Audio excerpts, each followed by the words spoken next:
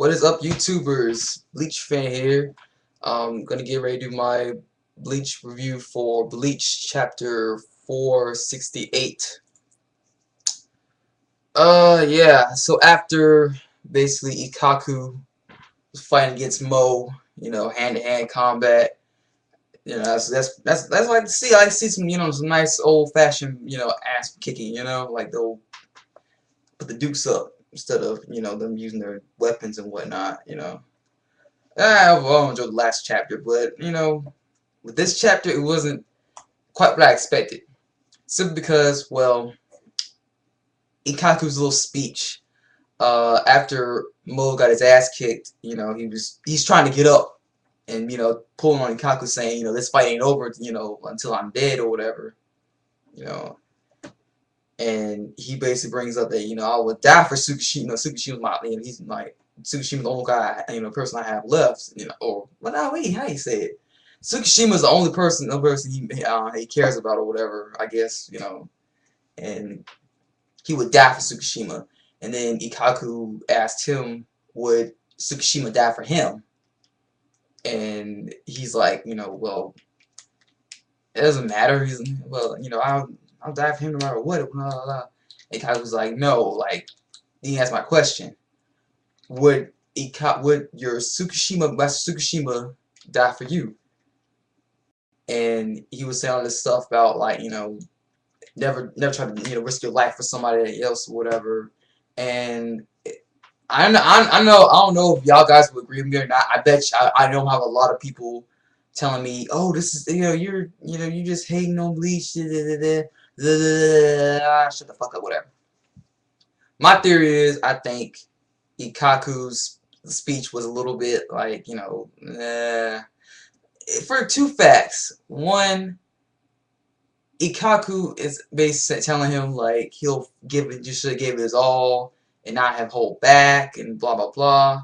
And I'm just thinking back to the Call of Town arc, like he basically held back, and he's I mean, I'm not saying that he would use Bankai on this little brat. No. No, that'd be waste of his his power and whatnot. I mean, why would Ikkaku want to waste a Bankai on like useless Fullbringer like him? And for two, it's like I'm not even sure. I'm not 100% sure if I'm right about this or not. But I don't think Kenpachi ever once said or mentioned to his teammates that he would die for him. I think they would die for him. I think the people of Squad 11 would die for Kenpachi, but I do not think that Kenpachi would die for them. I think it's the other way around for them. And people are saying, I've been reading different viewers and their videos and like reading the comments or whatever, and they're saying that Ikkaku has changed. I can't necessarily say he has changed. I mean, yes, he loves a good fight. He's all this and that, but if he truly did change, then it shouldn't matter if he wanted to be died by his Suraki side, or if he really truly wanted to change, he should have like let people know that I have a Bankai. I mean, if I end up becoming captain, I become captain, whatever.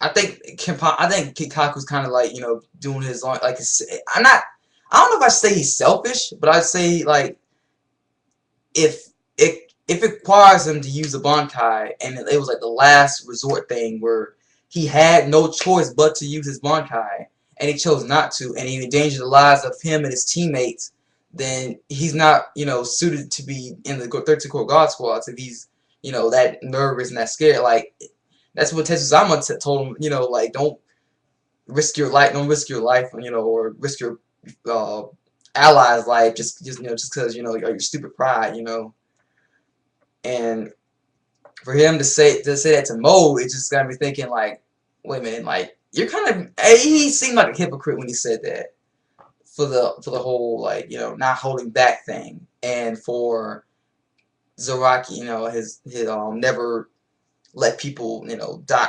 Don't die for somebody that won't die for you. That's one of the things I said. Like, cause see, I don't think Kenpachi would die for them. I think because every time Kenpachi's dealing with, stuff or whatever, dealing with like enemies or whatever, Ikkaku and Yumchika are always there to back him up.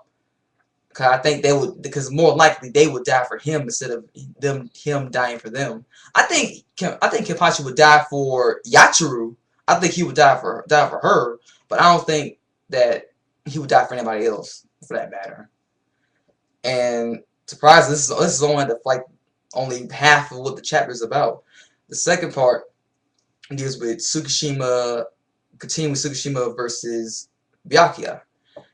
So basically, Tsukishima's ability doesn't just happen to a person. When a person gets cut, he can put his memory into the person's past, and he's there, you know, in their minds or whatever.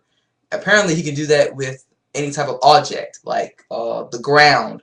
He sliced the ground up, and I guess the ground was, like I guess maybe he put his past into that, ground, I guess, and they set up a trap for Byakuya. I'm thinking that his ability uh, doesn't just affect living objects, and I think it also affects like inanimate objects. Like say for instance, this MP3 player right here.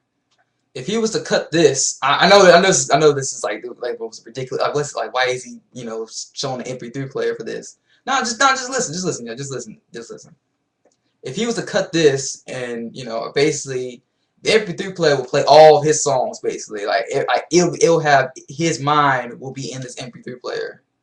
Because it'll remember him downloading songs and whatnot. I mean that would be a pretty cool power. I mean all you can do is just cut somebody or cut something, and they'll instantly trust you. That's like,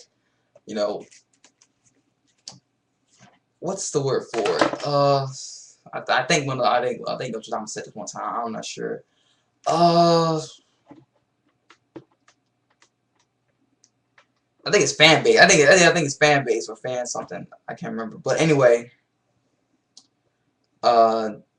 Byakuya actually is having a pretty difficult time actually trying to fight him because I think Tsukishima cut his Zenbo and Zakura. I think now his Zenbo and Zakura is going to be on Tsukishima's side. I'm not 100% sure. I can't really deteriorate from that last chapter because I don't know if Byakuya got slashed or Tsukishima got slashed. I gotta wait till the next chapter comes out. Overall, this chapter I have to give it a 3 out of 5. 3 out of 5. Simply because, well, the finding out the power of Tsukishima, that was kind of interesting, but I also have to give my doubts about it because, well, Kubo is still making that he just doesn't know how to keep his characters consistent and keep them being different. Because I mean, with the whole Ikkaku thing, I really think he really is doing his whole thing because he's being selfish. He's afraid that he's not gonna be able to work under Kenpachi anymore. That's why he's not showing his Bankai to anybody. I think he wants to die by Zaraki's side. At first, I thought he wanted. At first, when the chapters first came out of him and his flashback, I thought that Ikkaku wanted to be the one to fight Kenpachi, and I thought that if he wasn't in this squad, he wouldn't be able to fight him or whatever. But I learned now, in previous chapters ago about this, like way back. But this, I'm just telling you now, like he just wants to die by his side. Let's see, and that's about it for the Bleach chapter. Give me your thoughts.